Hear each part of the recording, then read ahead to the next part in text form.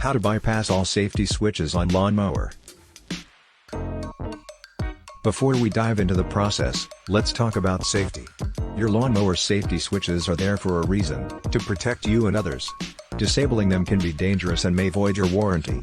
Always consult your owner's manual and consider seeking professional advice. Now, let's proceed responsibly. The first step is all about doing your homework. Research your specific lawnmower make and model. Safety switch configurations vary widely, so understanding your machine is crucial. For this project, you'll need a set of basic tools. Get your hands on a screwdriver, pliers, and a multimeter. Safety first, always disconnect the spark plug to ensure the engine won't accidentally start during this process. Now, locate the safety switches on your mower. They're usually found under the seat, the blade engagement lever, or the clutch pedal. Identifying them is the key.